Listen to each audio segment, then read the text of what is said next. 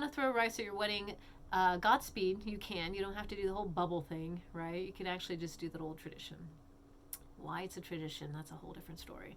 Okay, so dog mouths are cleaner than humans. Oh, that's a lie, too. Can you think of all the times you've had dogs lick in your face like, oh, this is great. His mouth is so much cleaner than mine. Blah. I've seen people do that. But whatever. We kiss people, you kiss dogs. It is what it is. They lick their own butts. I love dogs. I love dogs. But they lick their own butts. Cats do too. All right. So dogs' mouths are not cleaner than ours. So the next time you go to make out with your dog, just as a heads up, yeah. Anyway. Okay, so these are some myths that we live by. And again, reality assumptions of things that we assume to be true, we've believed were true, we were told were true from our mothers when we went camping one time, right? Or whoever, however. And now we can sit back and go, oh, these are not true. And then we relive our lives knowing the truth. One, I can throw rice at a wedding, got to kill the fly sooner than later, and don't kiss dogs. Okay? So anyway, these are just things that kind of help us understand why or what we believe and how they come about. Also on the next slide after that list is that little video of the bug's life. Because it's my favorite. It is ingrained in my brain for the rest of my life. So, as is the truth. Okay. All right. So, why we need to examine our reality assumptions? We need to examine our reality assumptions because they can be dangerous. They can be incredibly dangerous. When we think about, everything going on in the world right now, whether it's, assumptions we have about, coronavirus. Say that you have a reality assumption about ways in which you would handle getting the normal flu or cold or whatever it is. And, that's that thing you've always lived by. But then you have something new, and the assumption is, oh, it's just a flu, it's just a thing, and you handle that differently or the same way. Well, they're two different things. So your reality assumption on what you think you know about health, and I'll be honest with you, unless you're a doctor, you don't really know. Let's be honest. I could sit here and talk about flies all goddamn day, but until I actually know the truth, I'm here looking like an idiot, right? So it's important that we don't just spew things that we assume. We're not going to make assumptions on things because of, our normal reality expectations or assumptions about the way things are, because it's not the case. Lives are at risk. Again, we got that myth about you're not allowed to throw rice at a wedding. Laws were made on a myth, y'all. Like, does that not make you go, what the fuck? And I get it. Maybe someone somewhere was like, oh, we got to do it this way. Maybe it was a small town and then it became something bigger, and I don't know how that all works. But at some point we have to stop and address these reality assumptions and examine them and go, is this true? Are these things that I perceive to be reality true? And we have to pay attention to that, because otherwise, again, lives are at risks. We make laws and rules and regulations and things on things that ultimately affect other people, whether it's, for a health value, whether it's a freedom value, whatever the hell it is. There's always something. So it's very important that, there was a time, very recently, and probably still, a lot of people will argue against science, and that drives me crazy. Let's be truthful. Science is not perfect. It is not great. Science is absolutely great. But science is not always, how do I say this? Sometimes you have to experiment over and over to make sure you get the right results. Okay, so sometimes, new science is not always perfect, but it is the best that we have with the knowledge that we get. And over time, you will see science, anything in this world, whether it's our understanding of history, our language, everything at some point develops, okay? But it's important that we listen to these things and we go by with what we know and push forward. And I say this because a lot of times people's reality assumption is that, science is not real and it's garbage. And it's shocking that someone can make an assumption about how they feel about, I don't know, coronavirus, right? And they have this assumption, this idea, and they read this one little, article from, an editorial from a mother about her opinion on it. And then that's where they got their information, right? So we really have to start paying attention to where are we getting this information and how are we utilizing our reality assumptions, and can we change them and adjust according to the truth that we know, okay? The absolute truth, not just the conspiracy theories. Y'all, please don't be spewing conspiracy theories in my class. It drives me crazy. Like, I make jokes all the time, but sometimes you just gotta stop and go, no, lasers did not start the California fire. Lasers from a Jewish alien did not start the California fires. I will tell you that now. Why do they identify as Jewish, though? That's the question. I don't understand. Anyway, I don't understand conspiracy theories. I joke about them because it's like, oh, this is funny. It's not funny anymore, y'all. It's getting scary. Okay. So this is, again, reality assumptions, and there's a reason why they are dangerous, okay?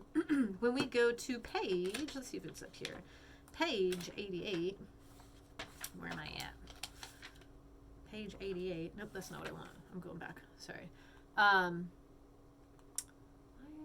83. Sorry. My eyeballs don't work. Okay, so when we talk about importance of examining a reality system, remember, so we have, some people think that testing is, the best way for students, and others are like, nah, it's character. Well, there's a time, and even my friend who's lived up in Portland, he calls it the SADS, S-A-D, seasonal affective disorder or something. I can't remember what, SADS, right? Disease something. Anyway, forgive me on that one. I should have researched it before blink. Okay, so the idea was SADS was, it would cause, the rainy weather would cause depression and things like that. And so the suicide rate in the Pacific Northwest was really high. And the assumption was it was because of the weather. It was just a reality assumption. Because it was so high, and then the weather, again, maybe that's one of the fallacies we talk about, post hoc ergo propter hoc, there are, it's rainy weather and there's a lot of suicides. Well, it's because of the rainy weather that there's suicides. That's actually that's not the case. So when we go into page 83, it literally talks about that. But it turns out majority of those suicides come from some things that are so completely different, whether it was a terminal or a chronic illness, decline in the quality of life, unemployment, marital issues, financial issues and problems, relationship problems. So there's a lot involved, which ends up going beyond just the weather. Maybe there's more to it than that. And it's really important to look into that rather than just make the assumption that it's a seasonal disorder.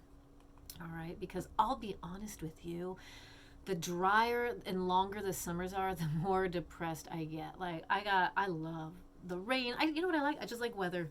Not like extreme stuff that scares you and kind of makes your your tummy kind of hurt. I'm talking like I like a rain every now and then, maybe a cloud here and there. Give me some stuff. Give me something different over here. I forgot the word I was looking for there. Okay, so we are now on page 88. We're going to talk about understanding these assumptions that we have. Okay. So on page 88, I want you to understand a value assumption versus a reality assumption. And you have 1 through 12 over here, these different ways in which we make assumptions about, let me get my notes. Do I have my notes up here? I don't have my notes. It is what it is. Okay. So we've got on page 88 are different ways in which we see either a value assumption or a reality assumption. So let's start with number 1. He should try out for the NFL right after high school. If he makes it, he won't need a college degree. Okay, so the idea here is that if you're athletic, you don't need a college degree. So the assumption is that you're pretty much set for life. So what's the value here? The value is sports over education. The reality assumption is that if you're good at sports, you don't need education, right? So there's the difference between those two. Now, number 2, you can't go to the party in that outfit. No one will want to talk to you. Okay, so the value here is that your clothes make you who you are. That's your value. Like, it's all about my clothes. It has nothing to do with my adorable personality. No, my personality isn't enough. I need adorable clothes instead. Okay, so that's the value. The value is the clothes. The reality assumption is that if you don't have nice clothes, people won't talk to you. All right, do you see the value? Value in clothes, and the reality assumption is that people won't talk to you because you don't have nice clothes on, right? Okay. Number 3, the death penalty is proof that we value revenge more than we value people. We should save and rehabilitate people rather than giving up on them. So the value here is 1, the reality assumption is that The death penalty is, let's see, the reality. Sorry, I got a text on my phone and I'm recording on my phone and I just got distracted. Wow. Okay, ladies and gentlemen, we're going to move past on that one. Let's go to number 4 because I'm all distracted now. So Charlene is really successful. She's only 28 and she's making $120,000 a year. Bitch, tell me how, because I want to be there. Okay. I'm definitely not 28 anymore. Okay, so Charlene is really successful. So the reality, so the value here is that youth and money make you successful. Okay, so the value here is youth and success makes you, youth and money make you successful. Well, the reality assumption then here would be that because Charlene is both young and rich, she's successful, right? So the assumption would be if you're young and rich, you are successful. But the value is youth and money, right? The value is the youth and the money. So go ahead and go through, take a look at those. There's a few more. It says, number 6, Bulgur's coffee is the best. It's mountain grown. It gives a great taste. So the value here is that, it's mountain grown. So the value is, I'm trying to think how I would say that. Bulgur's coffee is the best. So it's the best because it's mountain grown. The reality assumption is that if it's mountain grown, it will be the best, right? Only mountain grown is the best coffee, okay? And great taste is a value that you would like in a coffee. So there's kind of a few ones in that one. I'd have to break it down a little bit, but all right. So let us go to the next. So in the slide, you might say, in groups of 3, pick the value assumption. It's a lot more fun when I when I have you all in groups and we sit back and we have this conversation. So works a little bit better.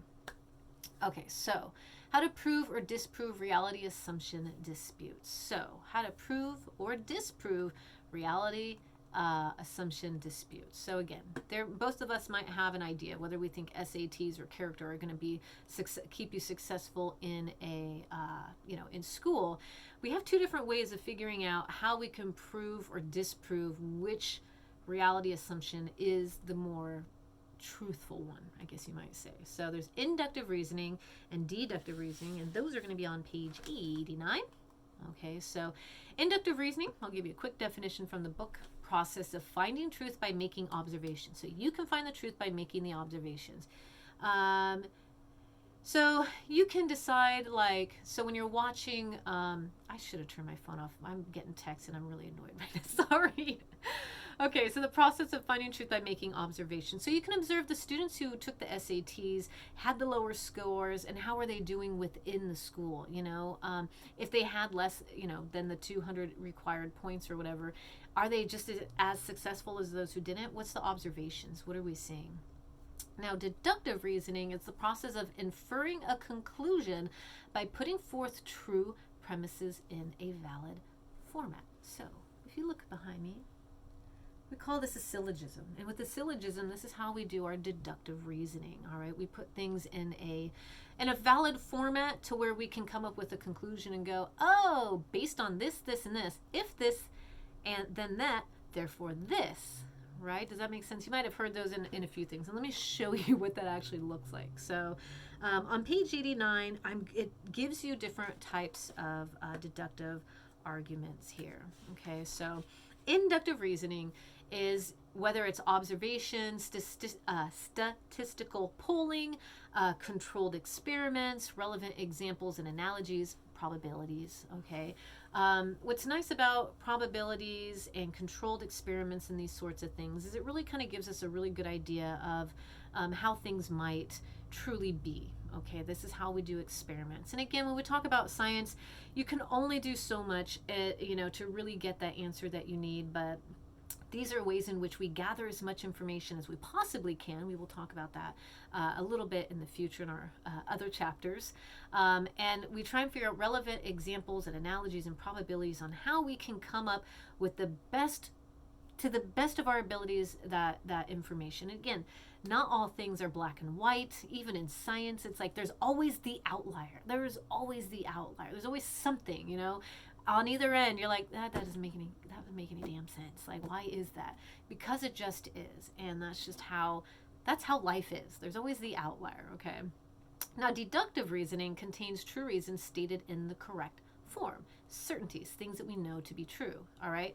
True reasons stated in the correct form. Correct form. Okay.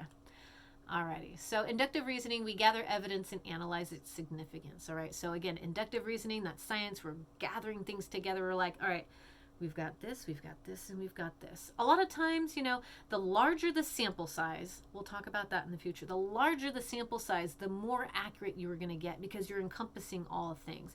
This is why it's hard when we're giving out like vaccines and stuff. There's only so many people you can gather together to do this. When you apply to like millions of people, man, you're going to really hone in. But when you only have hundreds to maybe 1,000 people, it's a lot harder to really get true and accurate. And it's the best we can do kind of thing. So, but when you get that evidence, you analyze its significance, and that is you doing inductive reasoning. All right. Now, deductive reasoning, we create arguments and we use formulas, all right, where we plug in the premises and create a valid format. Okay. So, premises. I'm going to show you that in right there if you can see it. So there's a major and a minor, and it gives us our final conclusion on that. So a premise is something that's been previously stated. So we come up with our reasoning. This would be my reasoning based on these two premises. So I come up with through deductive reasoning. These previously stated things give me my conclusion. And it might not make sense right now, but I'm going to show you a little bit in a second. So with deductive reasoning, we make sure we construct a valid argument. We need to make sure that these premises, these two statements, are true in order for it to make that conclusion. All right, so again, correct format. If the premises are true, if these two guys are true, then the conclusion has to be true. That's the idea behind an argument. All right, so it's quality control over the argument. Okay, if you got the right premises, if they are in relation, then your conclusion will be true. Okay, if all these pieces are in place, we say that we have made a sound argument. Okay, so the premises, those need to be true in order to make a sound argument. Syllogism. So you might be going, what the hell is a syllogism? That's what this is. It's using your premises to come up with a conclusion. That's what we're working with here. And I'll stand up in a little bit and walk you through that a little better than just leaning over. But for now, I'm just kind of clicking through till I get there. So syllogism usually consisting of two premises and a reason. All right, so I will stand up for this now. Hopefully you can still hear me. I'll yell. Oh, all right. So we have a major premise, a minor premise, and a conclusion. This is a syllogism right here. Okay. So when we say that this is the larger categorical statement, this is like your main point. What's that main thing that you're trying to say, right? Hopefully y'all can see that. Maybe it should be on the other side. It's going to be awkward. Okay. All right. And then the minor premise is an instance or an example of the case. So you have your main statement, this. All right, so this is what our main statement is, and then we're going to have like an example or an instance, something that's going to make this as true as well, so that we can come up with our conclusion. Okay, so the conclusion is pretty much inferred based on the fact that these two are true. Okay, so an example. Look at me over here. This is my makeshift whiteboard. Okay, so an example here is all men are mortal. The idea here is that all men are mortal. Okay, that's our main statement right here. All men are mortal. Okay, that's true. All men, all people are mortal. Socrates is a man. Oh, that's why we have to say men. I got that, yeah. All right, so Socrates is a man. Okay, this is a true statement. All men are mortal, that's true. Socrates is a man, that's true. It therefore stands to reason that Socrates is mortal. Ta-da! Socrates is so all men are mortal. Socrates is a man, therefore Socrates is mortal. So hopefully that makes sense to you. But if not, I'll give you a little bit more. Sometimes these are coded in letters, like if A then B. We'll talk about that in later. That's actually called a categorical statement. We'll talk about that in a second. So, all right, this right here, remember that first one? That is our major premise. This is our main statement. This is the thing we're trying to say. Socrates is a man is our minor premise. That, again, that's the example. We're giving an example of something that's going to validate this. Therefore, we have our conclusion, which Socrates is mortal. Okay, hopefully you can read my handwriting. Okay, so we all now have conditional syllogisms. So again, conditional meaning if A, then B. I'm going to have to move around a little bit here because I got my, I'm not a lefty, I'm a righty. Okay, so when we talk about conditional syllogisms, we do have things where if this, then that. That is what we mean by conditional, right? So let's start with the first one. And you might have seen this in other places somewhere, maybe not yet, but if not, I'm going to show you. Modus ponens, modus tollens, chain argument. We got a few disjunctive, syllogism, and arguments on the other side. These are, again, conditional syllogisms, okay? Now, the first one is usually the most, I say the most common, it's the most simple. Let's leave it at that. It's going to be the most simple, okay? So modus ponens, let's do this. I'm going to show you how you would put it in a categorical, coded. All right, so if, all right, you ready for this? If A, then B, period, okay? So A, therefore B. And you might just be going, what the fuck are you doing? Okay, let me explain this. If you are a man, you're mortal, right? If you're a man, you're mortal. Then, I'm sorry, if A, then B. If you are a man, then you are mortal, okay? Socrates is a man, therefore he is mortal. Does that make sense? So it's kind of hard to see. So we had that last one we just did was a modus ponens. We talk about if A, then B. Wait, all men are mortal. If you're a man, you are mortal. If A, then B. Sorry about that. Socrates is a B. So if A, then B, we have A, therefore B. Okay, hopefully you can see that. It's a little distant. So if A, then B. So we have all men are mortal. Socrates is a man. See, A and A. Therefore, Socrates is mortal. Ta-da! All right, so hopefully that made a little bit sense on that one. We're going to go back to that. So that was going to be our modus ponens. If A, then B. A, therefore B. Okay, so now modus tollens is a little bit different. I'm going to have to get down on this one. So we have if A, then B. It's moving. Okay, so it's not A, therefore, what would our assumption be? Therefore, not B. Cool. All right, so these are very common things you can see. So if A, then B, A, therefore B. So if you are a man, you are mortal. This is a little tricky one. If you're not a man, we were going to say not a person. See, not a person, therefore you are not mortal. Okay. The problem with the little argument, you could say, if you're a man, then you are